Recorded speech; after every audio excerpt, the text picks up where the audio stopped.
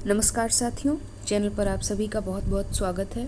आज का वीडियो आपके सिलेबस के अकॉर्डिंग या फिर कह लीजिए आपके सिलेबस में संकलित धरती लहराएगी झालो नाचेगी गाएगी, जो कि अस्मिता मूलक विमर्श पेपर आपके सिलेबस का है, उसमें ये टॉपिक या फिर ये जो विमर्श है ये संकलित है, ये कहानी है हालांकि एक जिस पर विस्तार से चर्चा होगी और हम ये भी जानेंगे कि इसका सारांश क्या है और इसमें मूल किन तत्वों पर बात की गई, यानी इसकी मूल संवेदना क्या है। तो विस्तार से चर्चा होगी। हालांकि पूरी कहानी को पढ़कर इसकी व्याख्या करना संभव नहीं होगा एक वीडियो के माध्यम से, तो मैं मेन पॉइंट्स को आपको बताऊंगी और जो मुख्य बातें सामने निकल कर आती हैं वो मैं आपको बताते हुए चलूँगी। तो आप चीज़ें मार्क करते हुए चलिएगा, वो आपके लिए ज़्यादा उपयोगी सिद्ध होगा। तो सबसे पहले बात कर लेते हैं धरती लहराएगी झालो नाचेगी गाएगी। इसकी जो लेखिका हैं जिनकी ये रचना है उनका नाम है एलिस एक्का। तो ये जो रचना है एलिस एक्का की है, आप चाहें तो इसे नोट डाउन कर सकते हैं। अब एलिस एक्का जो हैं वो स्वयं भी एक आदिवासी हैं, तो ये जो रचना है ये आदिवासी विमर्श पर आधारित है, जिसमें आदिवासियों के जीवन यापन पर उनकी जो मनोस्थिति होती है उस पर बात यहाँ पर की गई है। तो अब बात कर लेते हैं धरती लहराएगी झालो नाचेगी गाएगी शीर्षक पर, यानी इसका शीर्षक वाकई में कह क्या रहा है। तो जब आप इस शीर्षक को पढ़ते हैं तो आपके दिमाग में कहीं ना कहीं एक बात आती होगी कि शीर्षक जो है धरती लहराएगी झालोगी नाचेगी गाएगी, यानी जब धरती लहराएगी तब ही झालो नाचेगी और गाएगी। झालो जो है इस रचना की, इस कहानी की मुख्य पात्र है। तो यहाँ पर बात हो रही है कि जब धरती लहराएगी यानी सभी लोग खुश होंगे, चारों तरफ खुशियाँ होंगी, हरियाली होगी, पशु पक्षी खुश होंगे, उनके खाने पीने का इंतज़ाम अच्छा खासा होगा, मनुष्य अच्छे से रह रहे होंगे, अकाल आदि की समस्या से मुक्त हो चुके होंगे, तब झालो खुशियाँ मनाएगी, तब झालो नाचेगी और गाएगी। तो कहीं ना कहीं इस शीर्षक में आशा की किरण है, उम्मीद की रोशनी है और ये जो शीर्षक है वो सकारात्मकता का संकेत दे रहा है, यानी सकारात्मक भाव का कहीं ना कहीं प्रसार कर रहा है। तो चलिए अब आगे बढ़ते हैं और पढ़ते हैं इस कहानी को। तो सायंकाल आकाश रक्त रंजित है, नदी की तराई, वन और पहाड़ की घाटियों पर सर्वत्र लालिमा छाई है, यानी शाम का जो दृश्य है वो यहाँ पर बताया गया है कि लालिमा युक्त आसमान है और किस तरह से चारों तरफ लालिमा छाई हुई है।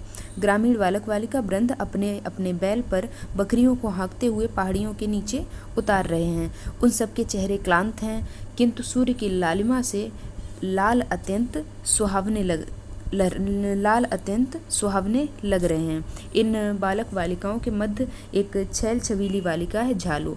अब ये जो पूरा पैराग्राफ है इसमें झालो की चारित्रिक विशेषताओं पर, उसका जो फिजिकल अपीयरेंस है, यानी कोई आदिवासी समुदाय की कोई लड़की कैसी दिखती है, उसका पहनावा कैसा है, उस पर यहाँ पर इस पैराग्राफ में बात की गई है। तो आप इसको पढ़ लीजिए, जिसमें पोतकी की मालाएं, दाहिनी ओर कान के ऊपर एक जूड़ा है, उसमें रंग बिरंगे फूल हैं, घुटनों तक लाल पड़िया साड़ी उसने पहन रखी है जो कि वक्ष स्थल से उसी का आंचल मतलब होते हुए जा रही है। पुष्ट भुजाएं सांवला रंग और सुगठित शरीर है। सुगठित शरीर से क्या यहाँ पर पता चल रहा है कि एक मेहनत कश समुदाय को दर्शा रहा है। सुगठित शरीर उसी का होता है जो दिन रात मेहनत करता है अपनी जीविका के लिए।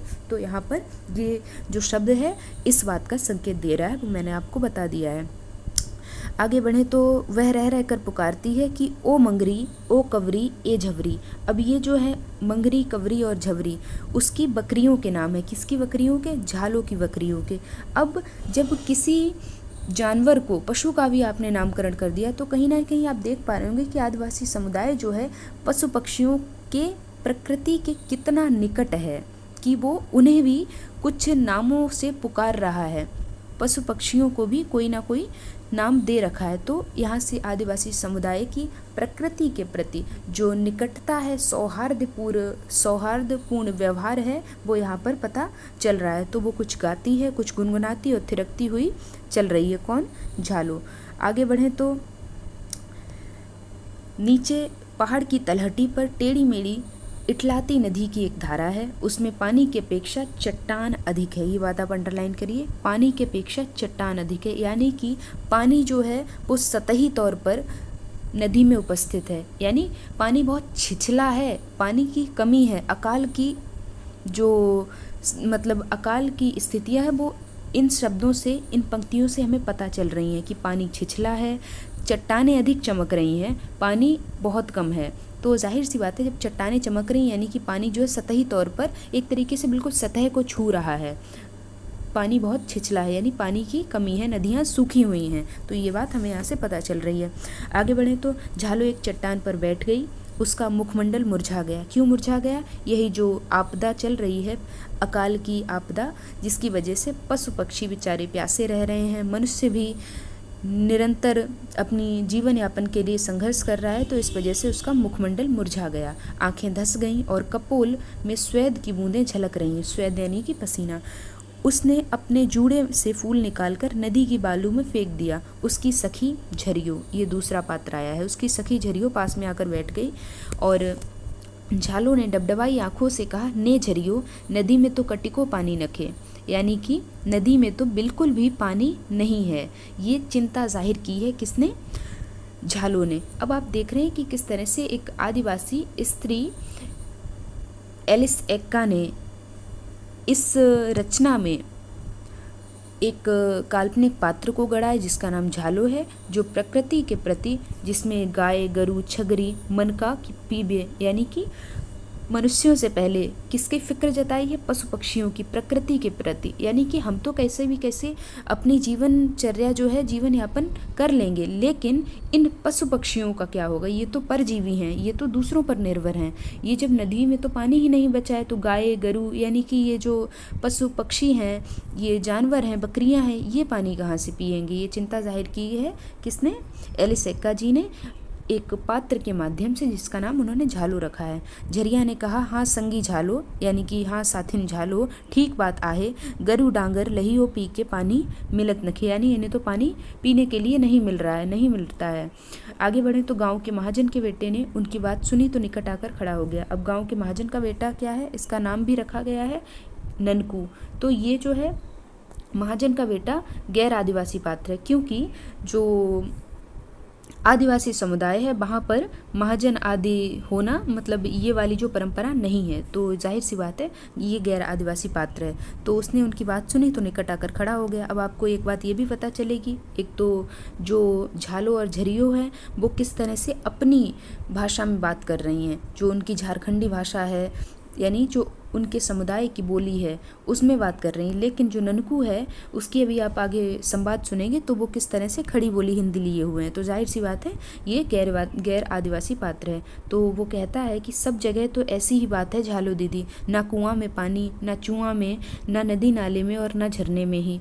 अब तो प्यास बुझाने के लिए जल तक मिलना कठिन होता जा रहा है। हाय भगवान, कैसा न्याय है तुम्हारा। तो झालो ने कहा, ननको भैया रौरे ठीक कह ली, यानी आप ठीक कहते हो कि भगवान का ये क्या ही न्याय है। आगे बढ़ें तो झरियो भी कुछ संवाद आदि कह रही है, इनको आप पढ़ लीजिएगा। अब आते हैं कुछ और चीज़ें मार्क कर लीजिए आप। तीनों की आंखों में आंसू के मोती तैरने लगे। झालो ननको और झरियो तीनों जो हैं किस तरह से जो स्थिति बनी हुई है अकाल की त्रासद स्थिति, उस के चलते तीनों जो, हालांकि तीनों हम उम्र ही रहे होंगे, इनकी उम्र लगभग 12-13 वर्ष की होगी, और कैसे ये बच्चे भी, अब कहते नहीं है कि गांव के बच्चे जल्दी प्रौढ़ हो जाते हैं, जल्दी समझदार हो जाते हैं, तो वही स्थिति है। अब वो प्रौढ़ता कैसे आती? वो प्रौढ़ता आती है समस्याओं से लड़ते लड़ते। जब व्यक्ति बचपन से ही ऐसी समस्याएं देख लेता है जहां उसे अपना जीवन यापन करने के लिए दिन दूनी रात चौगनी करनी पड़ती है, तो जाहिर सी बात है उसका जल्दी प्रौढ़ होना भी जाहिर सी बात बन जाता है। तो यहाँ पर भी ये आप स्थिति देख सकते हैं कि किस तरह से आदिवासी समुदाय के 3 बच्चे रो रहे हैं प्राकृतिक आपदा के चलते, उनकी आंखों में आंसू तैर रहे हैं। तो और कुछ अन्य बच्चे भी आए हैं, इन पात्रों का नाम चाहें तो आप मार्क कर लीजिए कि जेरकू, कर्मा, बुधवा, मंगरा आदि गांव के कई युवक वहां आ गए। जेरकू और कर्मा ब्लॉक के विद्यालय में पढ़ते हैं। तो ये बात यहाँ पर आप चाहें तो इसे नोट डाउन कर सकते हैं किस तरह से बच्चे साथ में आकर इस बारे में बात कर रहे हैं कि किस तरह की स्थिति बनी हुई है। आगे बढ़ें तो ये पैराग्राफ आप मार्क कर लीजिएगा, ये महत्वपूर्ण है। ननकू ने सुना तो कहने लगा, हाँ झालो, मेरे पिताजी भी ऐसा ही कह रहे थे स्वराज को 20 साल हो गए, यानी भारत को आज़ाद हुए 20 साल हो गए हैं। भारत ने चीन की और पाकिस्तान की लड़ाई भी देखी और अब रहे भूख और अकाल देखे। हाय भारत माता, गुलामी की बेड़ी टूटी भी तो क्या भूख और अकाल ही वदा था तेरे भाग्य में। पिताजी यह भी कहते थे कि अब भूख और अकाल अवश्य दूर हो जाएंगे। अब यहाँ पर एक तो आशा की किरण है, उम्मीद है, यानी उम्मीद टूटी नहीं है अभी भी उनकी जो जिंदा रहने की आशा है, उम्मीद है कि उनका भविष्य अच्छा होगा, वो सकारात्मकता अभी भी उनके अंदर व्याप्त है। तो ये आप एलिस एक्का की लेखन शैली की मजबूती कह सकते हैं, जहाँ भी नकारात्मकता को नहीं बल्कि एक सकारात्मक संदेश को फैलाती हुई नज़र आ रही हैं पाठक के मध्य। तो किस तरह से ये जो पैराग्राफ है, यहाँ पर एक तो राजनीतिक रूप में एलिस एक्का कितनी सचेत है ये भी पता चल रहा है, जहाँ आदिवासी समुदाय के व्यक्ति को अपने ही क्षेत्र विशेष में मतलब वो रम के रह जाता है, बाहर दुनिया जहाँ की खबरें उसे नहीं मिल पाती हैं। तो आप उनके लेखन की सशक्तता देखिए एलिस एक्का जी, राजनीतिक रूप से भी, जहाँ देखिए आप भारत चीन और पाकिस्तान के युद्ध की भी बात करती हुई यहाँ पर नज़र आ रही हैं। और स्वराज को 20 साल बीत गए, अब यहाँ पर थोड़ी सी मोह भंग की स्थिति की भी चर्चा आप समझ सकते हैं कि किस तरह से स्वराज के इतने साल देश आज़ाद हुए, इतना समय बीत गया, लेकिन आज भी जो है स्थिति नहीं सुधरी है। आगे बढ़े तो अब यहाँ पर ये जो पूरा प्रसंग आया है कि किस तरह से बच्चे जो हैं नाचने गाने लगते हैं कि हमारे साथ आने से, हमारे गाने से जो है। अब आप ऐसे समझिए इस चीज़ को, जो आदिवासी समुदाय होता है या फिर दलित समुदाय होता है, क्योंकि पूरा ये अस्मिता मूलक विमर्श पेपर ही आप पढ़ेंगे, तो वो किस तरह से अपने संकट के दिनों में या फिर अपने दुखों को, सुखों को आपस में बांटते चलते हैं। अब जब उन दुख के दिन होते हैं, उनके अकाल आदि जैसी प्राकृतिक आपदाओं से उनकी ज़िंदगी गुजर रही होती, कष्टों से गुजर रही होती, तो वो साथ आकर मतलब लोकगीत आदि गाते हैं, जिससे वो एक तरीके से ये भी पता चलता है कि सभी साथ में हैं, यानी वो समस्याओं से लड़ सकते हैं। तो गीत उनकी जिजीविषा का सबसे बड़ा प्रमाण है। अब यहाँ पर ये जो आदिवासी गीत आया है, ये आप इसको मार्क कर लीजिएगा। तो यहाँ से हमें यही पता चल रहा है कि अगर वो गीत यानी साथ में आकर लोकगीत आदि नहीं गाएंगे तो कहीं ना कहीं वो जो है उनके अंदर नकारात्मक भाव ही बढ़ता चला जाएगा, जिससे वे शायद आने वाली ज़िंदगी जी भी ना पाएँ। तो गीत उनकी जिजीविषा का, उनके जीवनचर्या का, उनके जीवन यापन का, उनके ज़िंदगी का सबसे बड़ा प्रमाण है। आगे बढ़े तो बात कर लेते हैं ये वाला पैराग्राफ, हाँ आप इस पे आ जाइए, ये वाला मार्क भी कर लीजिएगा कि झालू ने तमक कर कहा, रहक दे तोर मीठा गीत, यानी तुम ये गीत मत गाओ। जब जेरकू कहता है कि दीदी गीत तो मतलब गा लेना चाहिए, क्योंकि यही तो कहीं ना कहीं इससे ही तो हम जीवन यापन हमारा चल रहा है, या फिर हमारे दिन अच्छे ज़रूर आएंगे। हमारा ये जो दुख के दिन हैं, भूख प्यास के लिए जो हम लड़ रहे हैं ज़िंदगी से, वो दिन जल्दी ही दूर हो जाएंगे और अच्छे दिन हमारे आएंगे। तो किस तरह से झालू ने तमक कर ये बात कही कि मोई नहीं गावो, यानी मुझे नहीं गाना ये मीठा गीत, तुम ही गाओ। तो ननको ने सुना तो कहा, झालू दीदी जेरकू भाई ठीक कह रहे हैं, दुख भरे गीत बड़े मधुर होते हैं सुनने में। आप देख रहे होंगे ये बात, परंतु जेरकू भाई को यह भी जानना चाहिए कि दुख के मधुर गीत गाते रहने से तो पेट नहीं भरेगा, और सचमुच भूखा पेट से कोई दर्द भरा गीत भी कब तक गा सकेगा। जेरकू भाई भूख मिटनी चाहिए पहले, तब गीत नाच और नगाड़े सुहावने लगते हैं, भूखे पेट नहीं। एक कहावत भी है कि भूखे भजन ना होए गोपाला, ये लो अपनी कंठी माला, यानी भूखे पेट भजन भी सुहावने नहीं लगते हैं। उसी तरह आप देख रहे हो किस तरह से जब पेट की भूख सबसे बड़ी भूख होती है। तुलसीदास जी ने कहा भी है कि आग बड़वागी नीते बड़ी आगी पेट की, यानी जो समुद्र की आग है या फिर जंगल की आग है, उससे भी बड़ी आग है पेट की आग। उसे व्यक्ति पहले मिटाने की फिराक में रहता है। पहले जब उसकी पेट की भूख मिट जाती तब उसे बाकी चीज़ें अच्छी लगती, बाकी चीज़ों में उसका दिल रम पाता है। तो ये बात आप यहाँ पर देख पा रहे होंगे कि किस तरह से स्थिति जो है कितनी कारुणिक बनी हुई है। मार्मिकता लिए हुए ये पंक्तियाँ एलिस एक्का जी ने पाठक के समक्ष रखी हैं। ये वाला पैराग्राफ आप मार्क कर लीजिएगा कि जेरकू ने कहा, ननकू भाई दुख सुख तो लगे ही रहते हैं, दुख अवश्य दूर होगा ननकू भाई, पर साल वर्षा नहीं हुई, यानी पिछले साल तो वर्षा नहीं हुई, इस साल वर्षा होगी, उपज होगी, धान होगा, हम दुख नहीं सहेंगे, प्यासे नहीं रहेंगे। अब यहाँ पर एक उम्मीद की किरण है, आशा की किरण है। यानी आप देख रहे होंगे इतने दुखों के बावजूद भी जो एलिस एक्का जी हैं वो उम्मीद ख़त्म नहीं होने देती, उम्मीद उनकी मरती नहीं है कभी भी। तो ये पंक्तियाँ इन सब चीज़ों का संकेत देते हुए चलती हैं। आगे बढ़ें तो अब तक सब जानवर पानी पी चुके थे। उन्हें हाँकते हुए सबने अपने घर की राह ली। कोई काड़ा की पीठ पर बैठकर, काड़ा यानी कि भैंस या भैंसा को बोलते हैं, कोई चुपचाप मुंह लटकाए चला जा रहा था। झालो जेरकू के साथ एक काड़ा की पीठ पर बैठे जा रही है।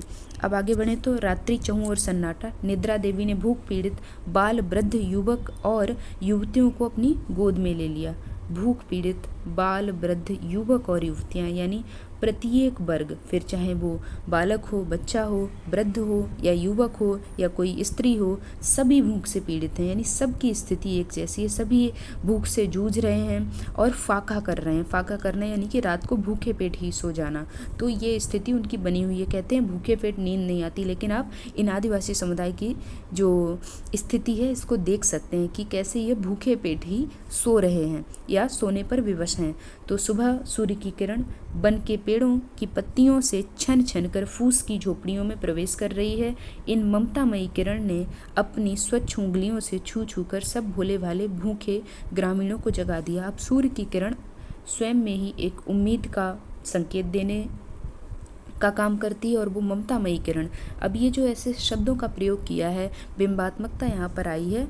एलिस एक्का जी ने बिंबात्मकता उनकी इस कहानी में दिखाई देती है और उनके शब्दों का चयन कितना सशक्त है ये भी आपको पता चल रहा होगा। भाषा शैली की दृष्टि से भी आप देख सकते हैं उनका लेखन कितना प्रभावशाली है, उनके शब्दों का चयन कितना बेहतरीन है, जो आशा की किरण को या फिर उम्मीद की किरण का प्रवाह करती हुई नज़र आती है।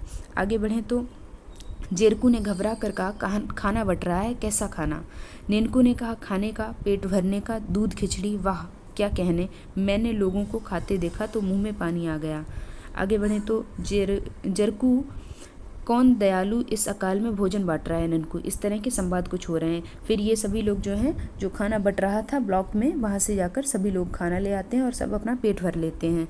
अब जब पेट भर गया है तो जाहिर सी बात है अब कुछ ढोल नगाड़े बजाकर इस बात को ये सेलिब्रेट भी करेंगे। ये इनकी जो कह सकते हैं आप आदिवासी जीवन की रंगीनता है, जो इनकी खुशियों को, ये अपनी खुशियों को ऐसे ही दुगना करते हैं या फिर ऐसे ही ये जो है बाकी सभी से साथ में मिलकर, मतलब सभी लोग साथ में मिलकर सामने आते हैं और नृत्य आदि करते हैं, गाते हैं, खुशियाँ मनाते हैं कि किस तरह से इनका जीवन जो है आज चला है तो कल भी, भविष्य में भी इनका जीवन अवश्य अच्छा होगा, खाने के इनके वांदे नहीं पड़ेंगे। तो अब ये वाला जो पैराग्राफ है आप चाहें तो इसको मार्क कर सकते हैं कि युवक युवतियों का समूह अखाड़े में इकट्ठा है। इमली का पेड़ आज मानो अपना सौभाग्य समझ रहा है। अचानक नगाड़े पर चोट पड़ी, युवतियों ने एक दूसरे की कमर पर हाथ डाल लिए, गीत भी गुनगुनाने लगी, धीरे धीरे कदम उठने लगे, बेथिरकने लगी। युवक वृंद ने ढोल, मांदर, नगाड़ और झांझ बजाना आरंभ कर दिया। ये चाहे तो आप नोट भी कर सकते हैं, ये जो वाद्य यंत्र हैं जो आदिवासी समुदाय प्रयोग में लाता है। आज जेरकू बहुत खुश है, वह झालों के सामने लाल रुमाल हिला हिलाकर नाच रहा है। ननकू ने मन ही मन कहा, पेट की ज्वाला भी क्या चीज़ है। आज कुछ शांत हुई तो संगीत फूट पड़ा, पैर थिरक उठे। सच, मनुष्य भूखा ना रहे तो जीवन कितना संगीतमय हो जाए। यहाँ पर जीवन सत्य उजागर हो रहा है। आप देख पा रहे होंगे कि किस तरह से जब व्यक्ति के पेट की आग मिट जाती है तभी उसे और काम करने में उसका दिल लगता है। तो देख सकते हैं आप किस तरह से, अगर इनके लिए भूख ही इनकी बेसिक नीड है, यानी अगर इनका पेट ही नहीं भरेगा, जाहिर सी बात है सबकी जो मूलभूत ज़रूरत है वो रोटी कपड़ा मकान ही है, वही उसे ढंग से नहीं मिल रहा है तो वो आगे का क्या सोचेगा। तो ये अभी उसी स्तर पर हैं, इन्हें अपनी भूख के लिए ही दिन रात लड़ना पड़ रहा है। आगे बढ़ें तो इस जो मतलब ये पूरा नृत्य हुआ तो ये तो एक तो सामूहिकता को दर्शाता है और सामूहिकता जो है आदिवासी जीवन को चलाया। आगे बढ़ें तो ये जो पूरा कार्यक्रम हुआ जहाँ पर सभी ने अपनी खुशियों को सेलिब्रेट किया कि उन्हें एक दिन खाना मिल पाया। अच्छा, तो इस पर भी झालो जो है अभी भी उदास बैठी हुई है। और क्यों उदास है आप देखिए,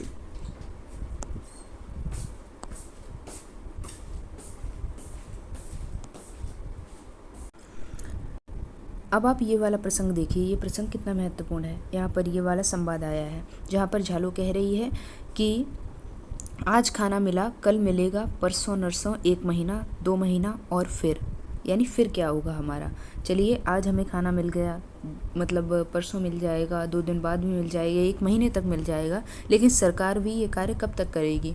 अब यहाँ पर जो श्रम का महत्व यहाँ पर दर्शा रही हैं एलिस एक्का जी कि अंततः हमें, यानी जो देश का नागरिक है, उसे श्रम आदि के भरोसे ही, मतलब किस तरह से स्वावलंबी कब तक हम रहेंगे, हमें श्रम में विश्वास रखना चाहिए। वही हमें अंत तक हमारी जीवनचर्या यानी हमारे भविष्य को हमारा श्रम ही सुधार सकता है। तो ये बात आप मार्क कर लीजिएगा। आगे बढ़ें तो अंतिम पैराग्राफ पे आ जाते हैं, क्योंकि वीडियो ऑलरेडी काफ़ी लंबा हो चुका है। कि यहाँ पर ननकू ने कलह से, मतलब ननकू फिर कहता है कि मैं जानता हूँ झालू कब गाएगी और कब नाचेगी। जिस दिन भूख मिट जाएगी, जिस दिन हमारी धरती धान के पके बालों से लहराएगी, उस दिन झालू नाचेगी और गाएगी। उस दिन उसकी स्वर लहरी हवा में लहराएगी। यह पहाड़ों से टकरा कर आकाश में गूंज उठेगा। सबके हृदय झंकृत हो उठेंगे, सब नाच उठेंगे, तब धरती थिरक उठेगी और इसके लिए हम जी जान एक कर देंगे। और मतलब इसी दिन झालू लहराएगी और नाचेगी। यहाँ पर देख रहे होंगे, खेत मुस्कुरा उठेंगे, अनाज बलबला उठेंगे, हम मेहनत करेंगे। मेहनत की महत्ता पर बल दिया गया है। सरकार हमें मदद दे रही है। क्यों झालू दीदी अब खुश होना यह सुनकर, क्यों झालू तब तो नाचोगी ना, तब तो गाओगी ना। झालू ने मुस्कुराते हुए जेरकू और ननकू की ओर देखकर सिर हिला दिया। तो आप देख पा रहे होंगे किस तरह से जो आदिवासी है वो मनुष्य से पहले प्रकृति का विशेष ध्यान रखता है। यानी प्राकृतिक जो आपदा है वो मनुष्य को तो पीड़ित करती ही है, मनुष्य तो कष्ट झेलता ही है, लेकिन वो तो कहीं ना कहीं आत्मनिर्भर है। वो स्वयं के लिए जीवन यापन या फिर रोटी ढूंढ सकता है। लेकिन जब एक पशु पक्षी है, वो तो परजीवी है, हम पर आधारित है, मनुष्य पर आधारित है, उसकी क्या हालत होती होगी, इस पर चिंता जताई है एलिस एक्का जी ने। अब ये जो कहानी है ये आदिवासी पत्रिका में 17 अगस्त 1967 वर्ष 22 अंक 29 में प्रकाशित हुई थी। तो आप चाहें तो इसको भी नोट डाउन कर सकते हैं। जब आप इसकी व्याख्या करेंगे तो आपको बताना पड़ेगा संदर्भ में कि ये कहाँ से संकलित है। आगे बढ़े तो कि कुछ पॉइंट्स और जान लेते हैं कि अभी तक हमने क्या जाना। तो पर्यावरण को लेकर एक स्त्री की चिंता यहाँ पर व्यक्त हुई है। पशु पक्षी के इर्द गिर्द झालू की चिंता घूम रही है। फिर मनुष्य पर आती है। सबसे पहले प्रकृति में उपस्थित अन्य जीव जगत की चिंता सबसे पहले आई है। ये आदिवासी दर्शन की मूलभूत जो बात है ये यहाँ पर निरूपित हुई है इस कहानी के माध्यम से। देश की परिधि लांघते हुए विदेशों के साथ बनी युद्ध की स्थितियों पर भी चिंतन करते हुए नजर आ रही है एलिस एक्का। आदिवासी जीवन दर्शन में व्याप्त सामूहिकता का वर्णन यहाँ पर मिल रहा है, जहाँ पर वो साथ में आकर अपनी खुशियों को सेलिब्रेट करते हैं। प्रकृति और पर्यावरण के प्रति अपार सहानुभूति और रक्षा की प्रवृत्ति दिखाई देती है इस कहानी में। तो कहानी जो है पूरा जो इसका मूल स्वर था वो मैंने आपको बता दिया। वीडियो ऑलरेडी काफ़ी लंबी हो चुकी है। बाकी अगर आपको अभी भी कोई डाउट या क्वेरी रहती है तो आप मुझे ज़रूर बताएं। मैं अगला वीडियो लेकर आपके समक्ष समय से हाजिर हो जाऊंगी। तो वीडियो को यहीं पे एंड करते हैं। अगर आपको वीडियो अच्छा लगता है तो वीडियो को लाइक ज़रूर करें, चैनल को सब्सक्राइब करें, क्योंकि ऐसे इन्फॉर्मेटिव वीडियोज़ आपको इस चैनल पर समय समय पर प्रोवाइड किए जाते रहते हैं। और अगर अभी भी डाउट या क्वेरी रहती है, हालांकि मैंने बहुत ही विस्तार से चीज़ों को जो इम्पोर्टेंट पैराग्राफ्स थे उनको मार्क करा दिया है, आपने आई होप उन्हें मार्क कर लिया होगा और ये कहानी आपको बहुत ही अच्छे तरीके से समझ आ गई होगी। तो वीडियो को यहीं पे एंड करते हैं। वीडियो देखने के लिए आप सभी का बहुत बहुत शुक्रिया।